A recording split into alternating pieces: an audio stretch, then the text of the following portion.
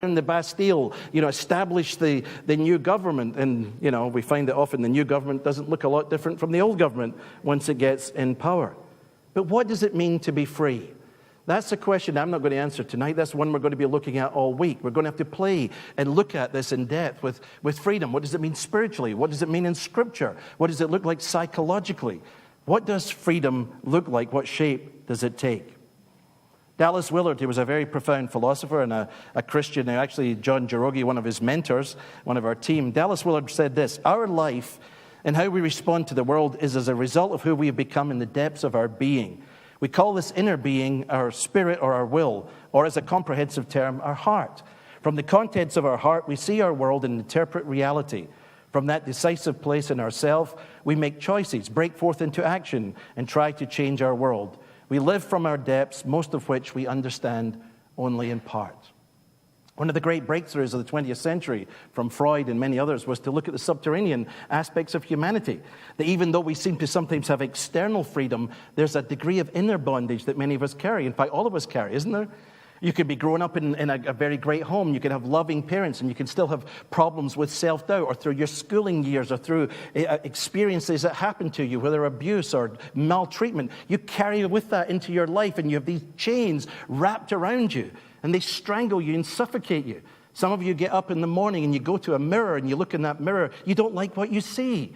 Or you remember a father or a mother's comments as a child, or an aunt or an uncle that basically said you were going to be a loser, and it echoes like a chamber coming down through your soul. And even though you're successful in business, or you've got a university position, or you've got a family, and it all seems to be working, there's an inner brokenness that screams into you, and you want to be free. And we all know this. It's in our movies. It's all around us. As Pascal had said, and Freud confirmed, and many others, the heart has reasons that reason itself cannot understand. So if you think apologetics is all about basically amassing all kinds of arguments and basically rational information to take on the Goliaths of culture and slay them with the wit and wisdom of Christian conceptions of reality, then you're misunderstanding the story. We are about men and women in the marketplace of ideas struggling for life and finding the gospel and the hope that comes in the shape of Jesus Christ. But our desire for and our pursuit of freedom is often a costly business. Why? Because I think we tend to be very naive about the word freedom. We don't really know what it means fully. So we're not quite sure what we mean. We just know we want to be free from whatever it is that's bothering us or oppressing us. We assume often that maybe if I can just gratify my desires, I will be happy. I could go back to my story. That was my vision. And I've talked to adults. At this stage in my life, I'm meeting people who are walking away from marriages, covenant relationships, where women have raised children, and then these men they're kind of bored now, and, they walk away because they see some young babe and think, they'll start again and be happy now and live happily ever after. And they destroy their reputation, they destroy their children, they destroy a church or damage it. But they think they're finding freedom. And they're just going back into the same cycle because it's inside. It's not the change of the outside that makes the difference. Be careful what you want. Ralph Waldo Emerson famously said this: "The gods we worship write their names on our faces, be sure of that. A man will worship something, have no doubt about that either. He may think that his tribute is paid in secret in the dark recesses of his heart, but it will out. That which dominates will determines his life and character. Therefore, it behooves us to be careful what we worship, for what we are worshiping, we are becoming." One of the problems with revolutions is that they never seem to go where you want, do they? I'm a child of I was born in the late 50s, so I'll give my age away, but I grew up to sort of musical consciousness in the 70s, when the real rock music existed, the Who and bands like this. And one of the Who's great songs was, "We Won't Get Fooled Again." And in the chorus says, "Meet the new boss, the same as the old boss." And so much of that's we're always tearing down. We do this in churches, we do this in families, we tear down, but we have no vision of what we're going to build. So we only orientate ourselves by negative freedom. So whose freedom? John Stuart Mill, himself reacting against the Victorian culture of his time, who wanted freedom and has become one of the fathers of the utilitarian movement or libertarianism. He said, the only freedom which deserves the name is that of pursuing our own good in our own way, so long as we do not attempt to deprive others of theirs or impede their efforts to obtain it. People who have never read John Stuart Mill know this is a mantra. This is in American culture. This is in our movies. This is in our songs. Be good to yourself. Look out for number one. Be happy. It's all about you, baby. No matter what the movie is about, it all comes down to look to your inner self. Be true to yourself. And this is the endless story we get over and over again. But to be really free, it's not just a question of being free from things. We need authority and power to achieve things, don't we? I mean, it's one thing if I get set free from something, that assumes I've got the ability. So we have to combine the notion of freedom also with a look at the nature of authority. The Oxford Dictionary, and you'll didn't use the Webster's, ladies and gentlemen, I apologize, but, if you allow a Brit to The Empire Strikes Back, no. The Oxford Dictionary defines authority as 1, the power and right to give orders or make decisions and enforce obedience, the right to act in a specified way, delegated from one person to another, official permission or sanction. So if I get freedom, how do I negotiate the public square? How do I negotiate everybody else's freedom? If everybody is radically free, is there any such thing as the common good? Can we have any kind of community? If every man does that which is right in his or her eyes, and I have the authority and want the authority to be unlimited expression, how do we work with that? Well, as you know, today we're finding it's increasingly difficult to try and manage this as a nation, as it is in any other community. So the question at heart for us, the bigger question, if we back out for a minute as Christians, is the question of reality. People who have been here over the years know we've used The Matrix at different times. We've looked at the movie, we discussed the thought, but The Matrix was an iconic movie on raising again some of the questions of the postmodern world. What's the nature of reality and how do we know? And we know this as Neo discovers the character played by Lawrence, help me? Thank you. This is age where, data isn't holding his met. I'm getting senior moments now, but that's okay. And anyway, he finds that he's in basically a matrix, which is a place where the aliens are creating power units for the batteries, basically, for an alien planet. Not a very compelling narrative, but hey, if you want a trilogy, go for The Lord of the Rings. It's better. But the idea of taking the blue pill and the red pill at the beginning of the film is Neo has to make a decision. What does he want? Only the truth. He wants to know what is reality. Well, that's a big question. Because the nature of reality is where the question of truth lies, isn't it? As Christians, you're in the reality business. You're not here because you make up your own view of reality. You're here because you believe that reality is of a particular shape. Well, what is that reality? You talk to a Hindu, all is Atman is Brahman, Brahman is Atman. It's all the world of spirit, right?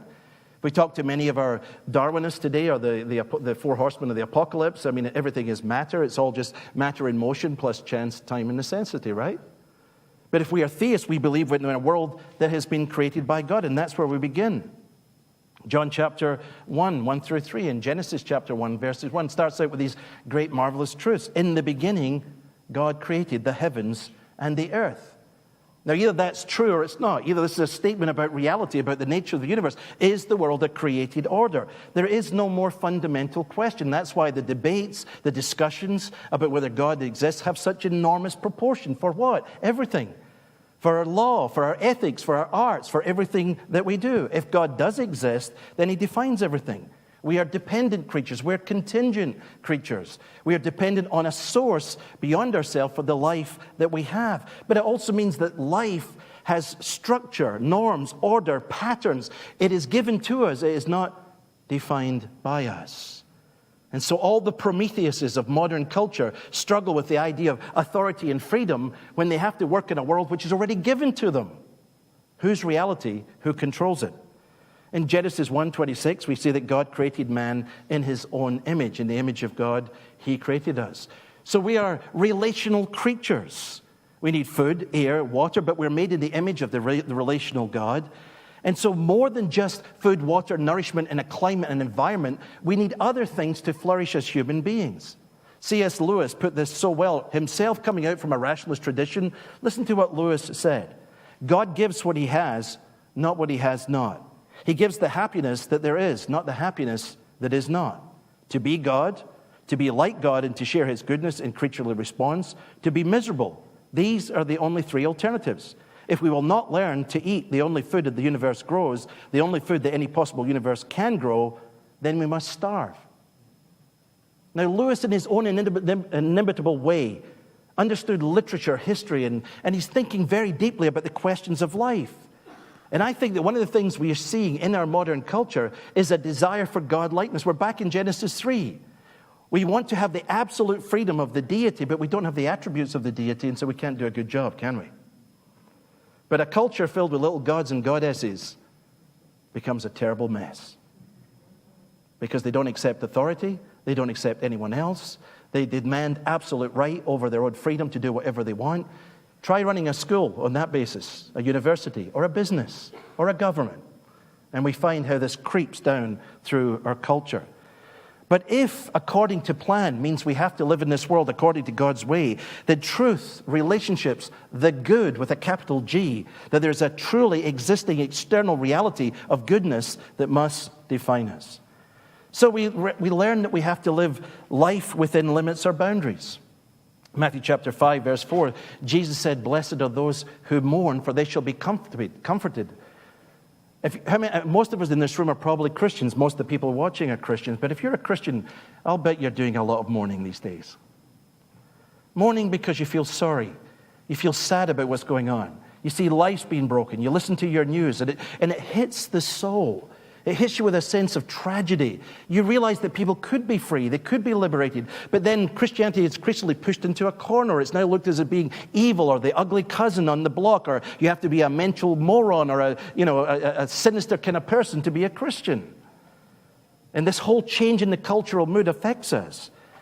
But in Matthew chapter 4, just the chapter before, Jesus was in the temptation of chapter 1, or verses 1 through 11. When the enemy comes to him, Jesus says, "Man shall not live by bread alone, but by every word that proceeds out of the mouth of God." So what voice are we listening to? Is it the voice of culture? The voice of Family Guy? The voice of The Big Bang Theory? The voice of the latest soap opera? The voice of the shopping channel? Or are we really listening to God's word? What role does God's word play at all in our discipleship in what we listen to? It has something to do with freedom, being shaped by a word from beyond that speaks into this system. John Calvin said, "The only haven of safety is to have no other will, no other wisdom than to follow the Lord wherever he leads. Let this then be the first step to abandon ourselves and devote the whole energy of our minds to the service of God." But as a Christian then, as I look out at the world, as I look out at reality, as I look at the world around me, and within my worldview, I also realize we're living in a damaged reality.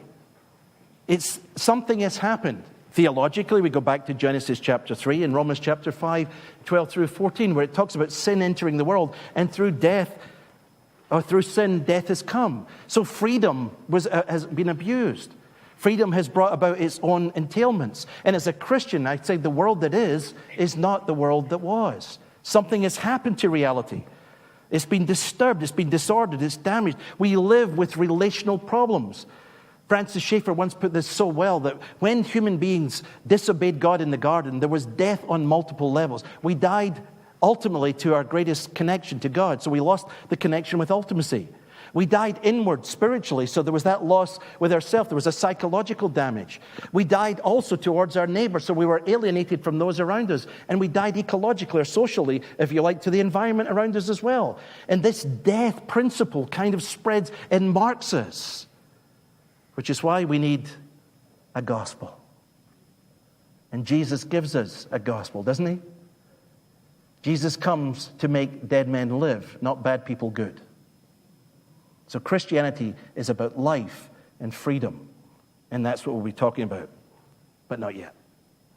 So consequences result from the space-time fall. Is the universe a normal universe or is it not? Abraham Kuyper, who founded the Free University in Amsterdam, said this: "The conflict today is not between faith and science, but between the assertion that the cosmos as it exists today is either in a normal or an abnormal condition. If it's normal, then it moves by means of an eternal evolution from its potencies to its ideal. If the cosmos in its present condition is abnormal, then a disturbance has taken place in the past, and only regenerating power can warrant it the final attainment of its goal." So no amount of democracy, no amount of economics, no amount of liberalism will solve the problems. These are not bad things. I believe in democracy. I believe in the market. I believe in education. But they will not save us ultimately. They are limited goods. Unless we see this and understand the brokenness, the fallenness, the true nature of reality, even as Christians sometimes, we are kind of functional dualists. We have a theological piece of our mind where we bracket our Christian truth, and then we have our public. So we have a public-private divide. And we jump back and forward. When we're in church, we're spiritual and we pray, and then we go into the business world and we put on our let's eat 'em tiger hats. We need to tear down that spiritual wall that gives us a schizophrenic experience and realize that all of the world is God's reality, and we need to deal with it.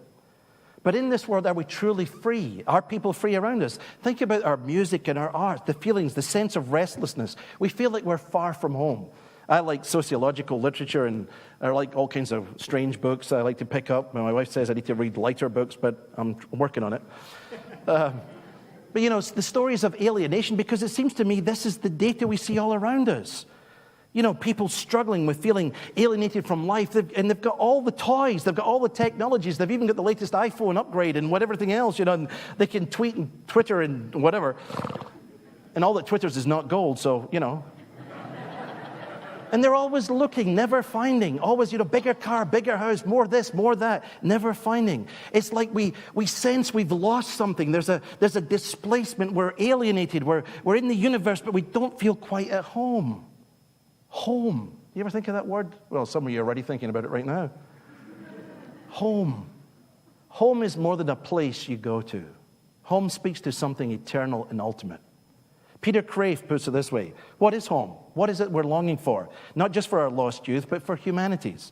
We long not for 1955 or 1255, but for Eden, where we lost not just our youth, but our identity. Our nostalgia for Eden is not just for another time, but for another kind of time. Time in Eden was the pool in which we swam. The experience of longing from the past is unattainably gone, and our deep nostalgia brought about by the knowledge of death. Time and death make life precious, but they do not make it eternal. But that is what we long for. As it says in Ecclesiastes, thou hast put eternity into man's heart. I heard a story once about a pilot, captain coming in. Since I spend a large part of my life on planes, I can identify with this. And the pilot says, well, ladies and gentlemen, I've got good news and bad news. He says, the bad news, we're completely lost. But there is good news, we're making good time. Doesn't that feel a little bit like what our culture is dealing with at the moment? We're making great time with all our technological upgrades, but we have no idea where we are, we have no idea where we're going. We're disorientated and we're driven. Now, there's nothing worse than being lost and being in a hurry. And I'm a man, so yes, ladies, I confess it's true. You know, I mean, the impatience factor, and, you know, there's GPS, and there's little Elvira on the radio, and Siri, and she's very sweet and all that. But, you know, guys just try to figure it out, because we just know stuff, right? We know how to get to places by instinct, we've never been there before, but we know. And what you cannot do, because your male identity is on the line, is stop and ask for directions. Hello. I would need therapy for 6 months if that was going to happen. That's a serious problem. Of course, you don't have to now because of the technology, even if it sometimes takes you into swamps or over cliffs, but that happens every now and again, not too often. So when you're really lost and you're flustered, if you won't stop and evaluate, you won't seek directions or take directions, you're in trouble. And this is one of the interesting things I find about our culture, that we're too busy to stop. We're not seeking directions, and we're not taking direction. But if you listen around to many of the voices, both across time and in the present, there are voices that have dealt with many of the questions we're dealing with in our time for a long time, and we should listen to some of them. They've been there, they've done that. They bought the T-shirts and then some. One of my favorite writers on the questions of freedom and how freedom hasn't proved to be such a delightful thing for many people was Albert Camus, the French existentialist who died in a car accident back in the late 50s. But listen to what Camus said. Freedom is not a reward or a decoration that is celebrated with champagne, nor yet a gift, a box of dainties to make you lick your chops. Oh no, he says, it's a chore in a long-distance race, quite solitary and very exhausting. From his novel, The Fall. So for Camus, he was really here, we're in this world in which there is no God, Essence, according to the existence, precedes essence. So life essentially is a project, and you are free. But that means all of your life is a huge project to define your life. Well, that's a huge burden to bear, isn't it? To find out everything about everything, to define yourself, your identity, your calling. It might sound like an adventure, but it's a lot of burdens for many people. In the past, we had institutions and structures and other things where people could join guilds and sort of fit in as part of that for people who didn't want to make their life a project. They just wanted to get on and have a family and get along. But now, everybody has to invent themselves, and you all have to succeed, and you all have to be number one. We don't want losers. No losers may apply. This is American Idol here. We only want winners, right? The rest of you go off and do whatever. Well, there's not many room at the top on that vision, is there? So our life then becomes struggling about freedom and not just being free from things, but free for something. So life often comes marked with pain. We see this in our movies and cable TV. And it's interesting how much, have you noticed how much of the television and the cable series have become much more dark, or not bad necessarily, just more real. They're dealing with the fact, the geeks in school that were tormented and the person who could never quite make it. These are now our new heroes. They're being put forward. I love this in an older film with Woody Allen, Hannah and her sisters. And Woody Allen's character has come to doubt the existence of God, and his mother is upset because a good Jewish boy, he should believe in God. So Allen shouts out from the bathroom, well, if there's a God, then why is there so much evil in the world? Just on a simplistic level, why were there Nazis? And the mother's really exasperated. She calls out to her husband, tell him, Max. The father replies, how in the world do I know why there were Nazis? He says, I don't even know how the can opener works. And that's our response we're seeing more and more. It's what the writer Thomas Hibbs calls comedic nihilism. And if you look at a lot of our shows today, you'll see that this is very much a part of the time. In fact, if you look at films looking at things looking at the family, from Family Guy through Friends, through Seinfeld, through The Big Bang Theory, you have broken groups of people who are all messy and muddled, but they basically, life is absurd, and at least we can laugh. And there's a kind of a broken redemption in some of it, because they do find love and they do find some kind of community, and they say we have to redefine. But this comedic nihilism means that nothing is really real or true or trustworthy. But at least we can die with a smile. Right? Is that the only option? And yet the hungers burn deep within us.